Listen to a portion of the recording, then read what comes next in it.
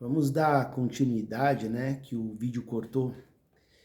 Então nós vamos ter aí folhas que respondem o Odu e não respondem outro Odu, né?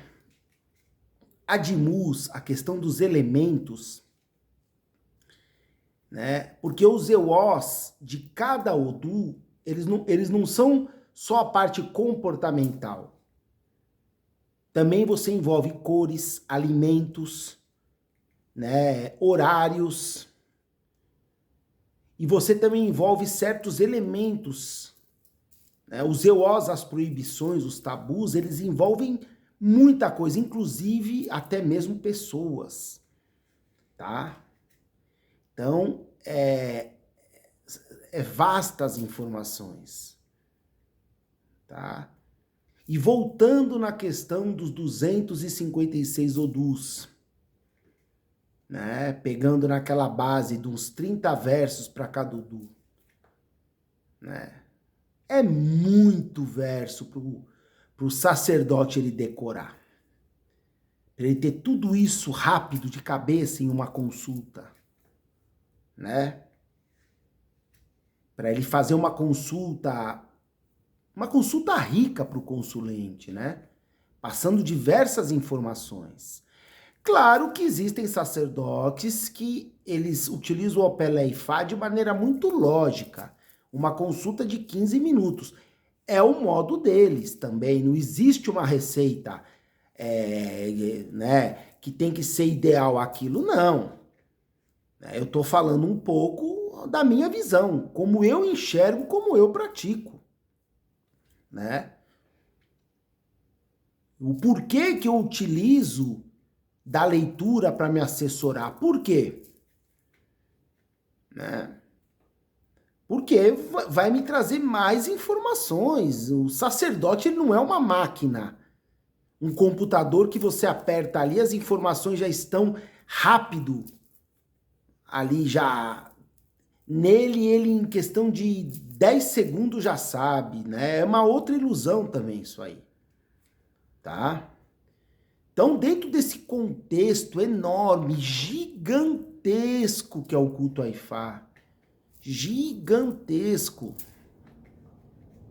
né? Vou dar um outro exemplo aqui, que é um dos elementos assim de muita importância no culto Ifá e no culto Orixá também. Claro que o ebó é o principal, mas nós temos aí o ebu, o pó, os pós, né? Mas por que os pós são de extrema importância? Vou dar um exemplo. Quando se prepara o idosho, né, ou adosho, né, que é aquele cone que se coloca em cima do guere, da incisão, no orídio iniciado para o culto ao orixá. Tá? No culto Ifá, iniciação Ifá, iniciação Egungun, não se adosha, né? Mas orixá sim. Qual o principal elemento de um adosho e dosho? É o pó. O pó que foi misturado com o pó de Erossum, Tefadodu, feito as rezas, colocado naquele ori da costa ou naquele oxé, naquele sabão, né? E preparado aquele cone ali para fazer a ligação do Orum pro Aie, do céu da terra, consagrando o ori, né? Do iniciante ali pro orixá. Então é o pó. Os bueres, que são as incisões que nós fazemos no corpo, de extrema importância os bueres, bueres, né? A palavra certa. São pós. A grande maioria dos akoshés e oguns, magias e mexinas, são feitas através de pó. Entre uma série de coisas, a montagem de ojubó, de assentamentos, os odus são tefados em pós, onde são feitos encantamentos e etc. Né? Só nessa questão de ebu, de pós, pode colocar uns 1000 aí, no mínimo, tipos de pó. mais folha, mais reza, mais elementos, ebó, por exemplo. A ferramenta chamada ebó, um tipo de ritual, que é o principal, repetindo. Quantos tipos de ebó não existem? Vai somando tudo isso, e você vai ver que o ser humano teria que ter várias reencarnações para poder absorver tudo isso, e mesmo assim, como é que ele vai lembrar disso na hora, né? É muita coisa, é muita informação. E lembrando que o sacerdote, ele deve sempre buscar como referência sacerdotes velhos, né? Os anciões, os aguás, aqueles que estão com idade avançada, porque eles têm sabedoria, eles passaram por muita coisa. Um sacerdote mesmo não pode buscar referência no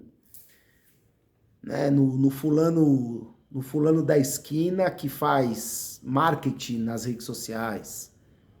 Ele tem que buscar em gente, né, em gente que tem sabedoria.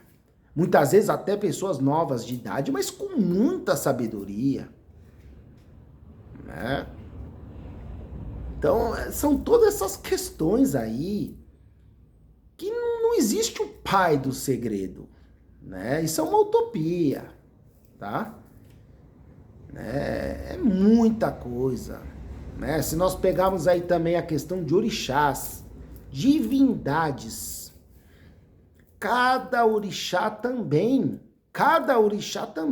é um universo próprio, com forças, com caminhos, etc, etc, etc, que são próprios de cada orixá.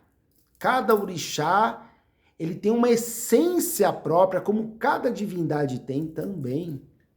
E aí o Ifá, ele estende. O Ifá, ele já entra aí também, muitas vezes, em muitos espíritos que não tem nada a ver com a cultura iorubá. Porém, os odus sacados na consulta falam da pessoa cultuar a ancestralidade consanguínea dela, que muitas vezes não tem nada a ver com África. E aí, como é que faz? O Odu diz para cultuar. Você vai cultuar em Iorubá? Espíritos que não vão nem entender o que você está falando? Então, olha assim, a profundidade de conhecimento que um sacerdote tem que ter. Será que ele conhece tudo isso? Ele domina tudo isso?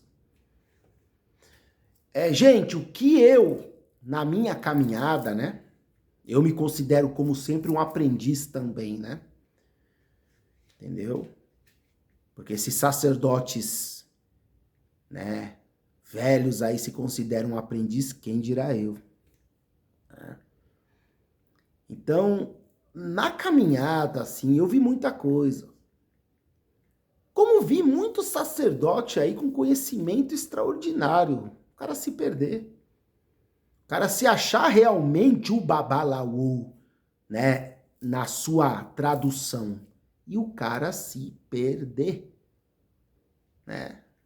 Não vou citar nomes, óbvio, questão de ética, né? Diminuir ninguém. Mas e aí? Como o cara se perdeu? Como ele se perdeu? Você é uma pessoa de um conhecimento assim fantástico. E conhecimento mesmo, não é fake, não. Então, essas coisas fazem a gente abrir os olhos.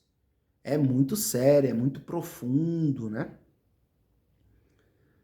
Então, nós temos aí acesso a uma pequena parcela do segredo, né? Somos um grão de areia na realidade, né? Axé.